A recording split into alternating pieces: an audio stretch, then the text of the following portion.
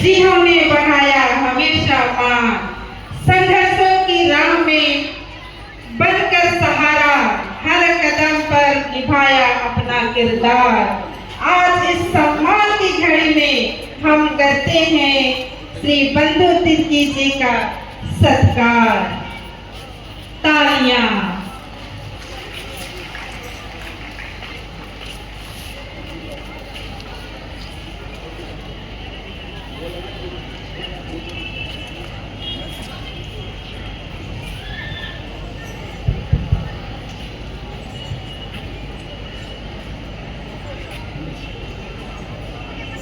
सभी लोगों को जोहार।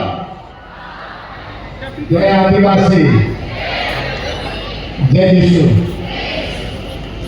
रोज रोज पर्व, कल भी पर्व था ना, आज भी। कल कितने लोग गए थे रांची? हाथ उठाइए तो। बाप रे बाप, सब लोग गए थे ना।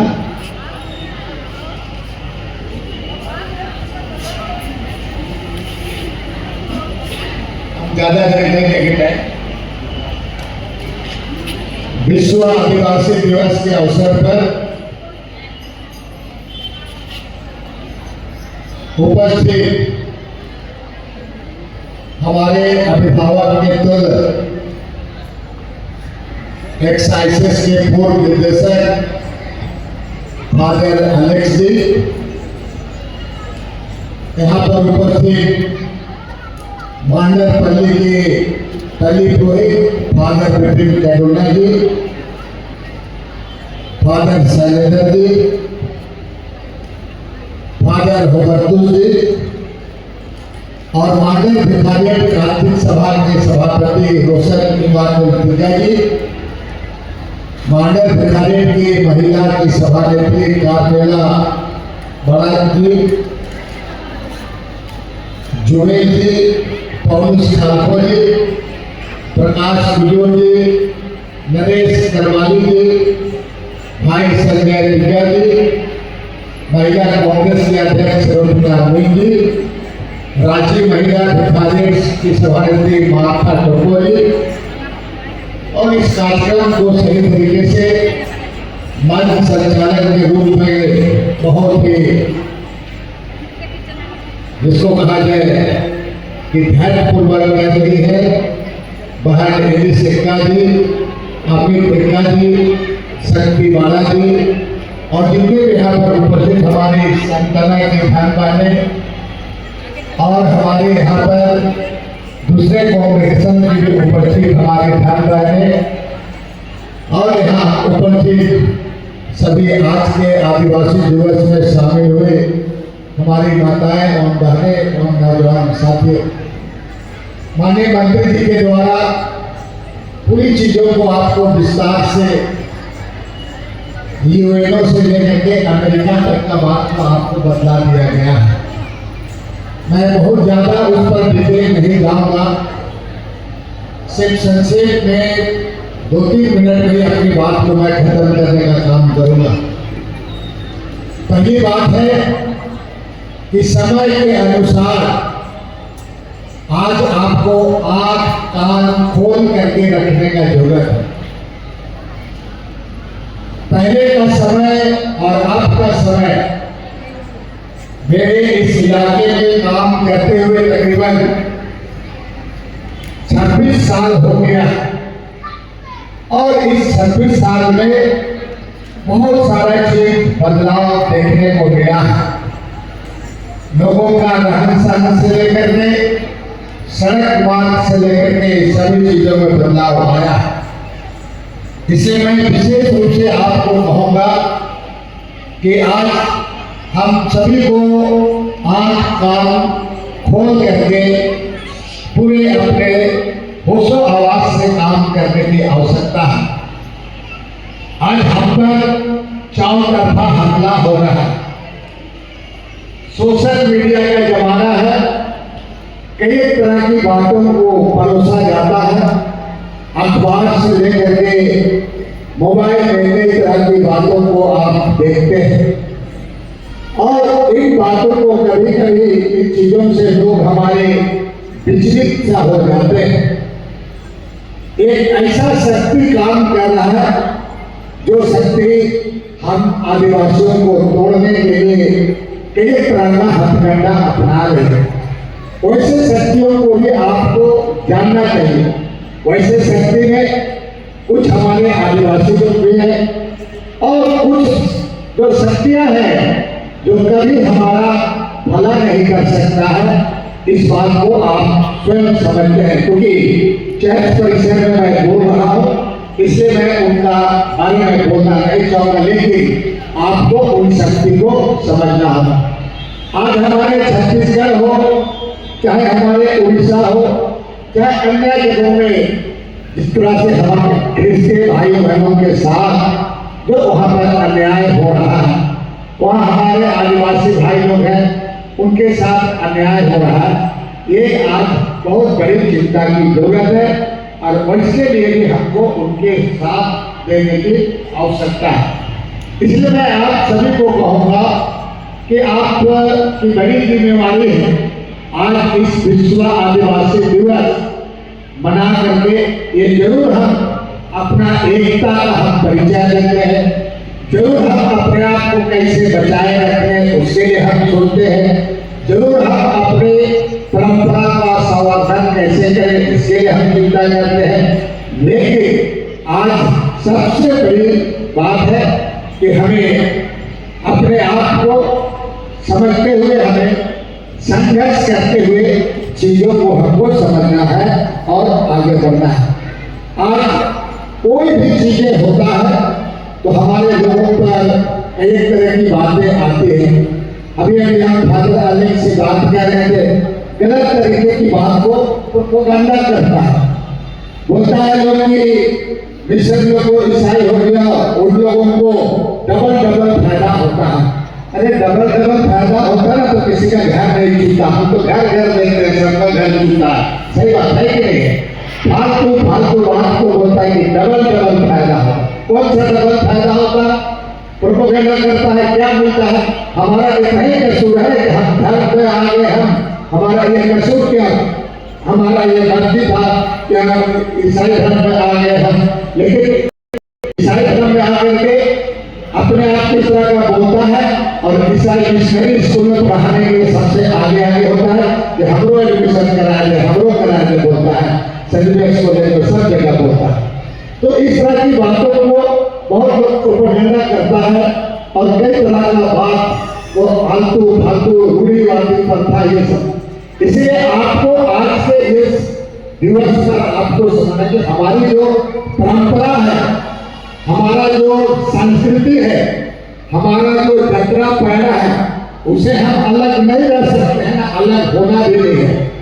आप जितना संस्कृति परंपरा में सारे आदिवासियों का अधिकार समान है, इसलिए आपको इस अधिकार को लेने का भी जरूरत है। हमें खुद में खुद उस अधिकार से अलग नहीं होना है। हमें ये नहीं कहना है कि तू हिंदू जतरा लगो, फरना के लगो, ये नहीं, ये जतरा गांव का मौजा ये हमारा है, इसलिए हमारा भी अधिकार है। इस बात के लिए हमें लड़ना होगा, इस बात के लिए हमें चिंता करनी है। इसलिए मैं आप सभी लोगों को कहूँगा कि आप प्रत्येक त्योहार को चर्च आते हैं और उसके अलावे भी यहाँ कार्तिक सभा है, महिला सभा है, हमें बहुत चीजों को सीखने का अवसर मिलता है। तो आप इन चीजों को सीखते हुए अपने समाज में अपने आप को मजबूती देते हुए आपको अपना जो गाँव का जो संस्कृति है, परंपरा है, ये तमाम चीजों को आपको संजो करके रखने की जरूरत है और लोगों के साथ में एकता बनाए रखने का जरूरत है। ये जिम्मेवारी आप पर है ताकि हम जो आज विश्व आदिवासी दिवस मना रहे हैं या विश्व आदिवासी दिवस वो हम सार्थक रूप से समझ सकें। दूसरी बात मैं कहना चाहूँगा कि आज हमें बहुत सारी चीजें हैं। आज देख रहे हैं कि हमारे जो बच्चे लोग हैं, बच्चों को हमारे बच्चे भी गांव में हम देखते हैं कि आपका ड्रॉप आउट स्टूडेंट का संख्या बढ़ जा रहा है, जिसको कहा जाता है आधा पढ़ करके छोड़ देना। कोई मैट्रिक पास करके छोड़ दे रहा है, कोई आईए करके छोड़ दे रहा है, कोई तुम्हारा मैट्रिक आधा करके छोड़ दे रहा है। मेरा आग्रह होगा कि विपरीत परिस्थिति में भी बच्चों को आपको पूरा शिक्षा करवाइए। विपरीत परिस्थिति में भी बाल बच्चे पढ़ेंगे लिखेंगे तो वो संविधान में आपका दिया हुआ अधिकार को समझेंगे। लेकिन अगर पढ़ेगा लिखेगा नहीं तो आप क्या होगा कि वो संविधान में जो दिया हुआ अधिकार को नहीं समझ पाएगा और कभी वो सही तरीके से खड़ा नहीं हो पाएगा। और आज का दिन में नौकरी चाकरी सब में बहुत कठिनाई होता है।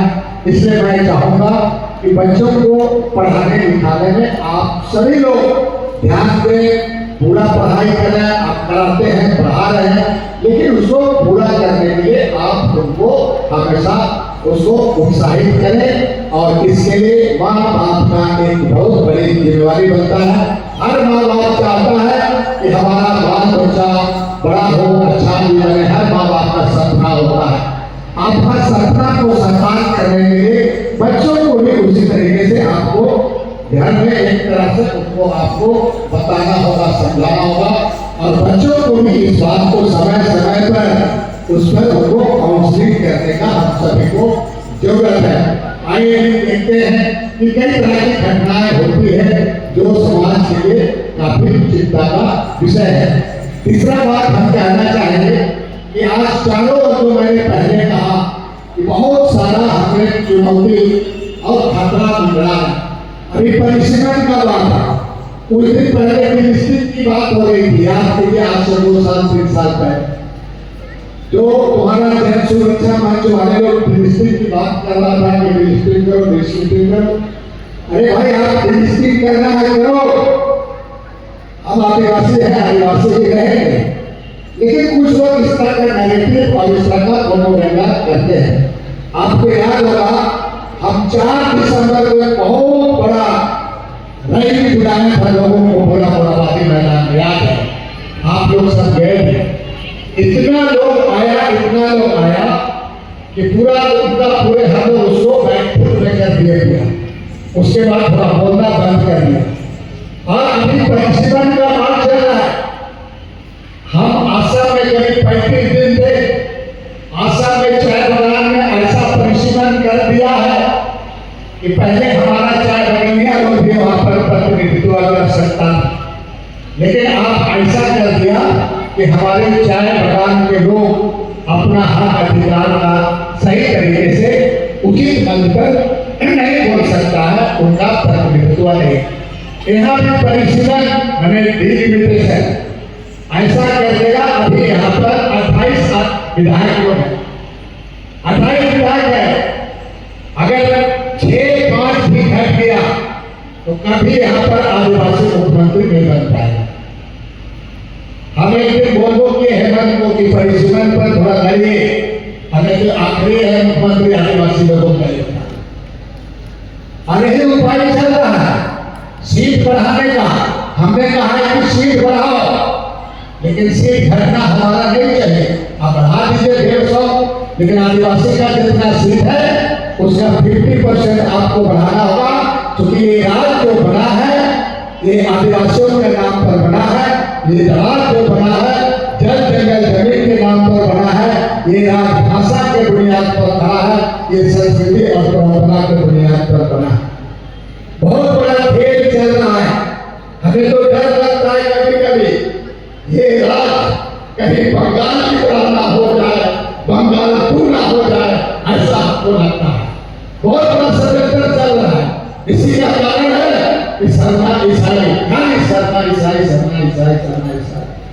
लोगों को बांटने का काम कर रहा है। इसका हम लोगों को सभी लोग, कुछ लोग लीडर लोगों को ऐसा है उनका विरोध करना चाहिए।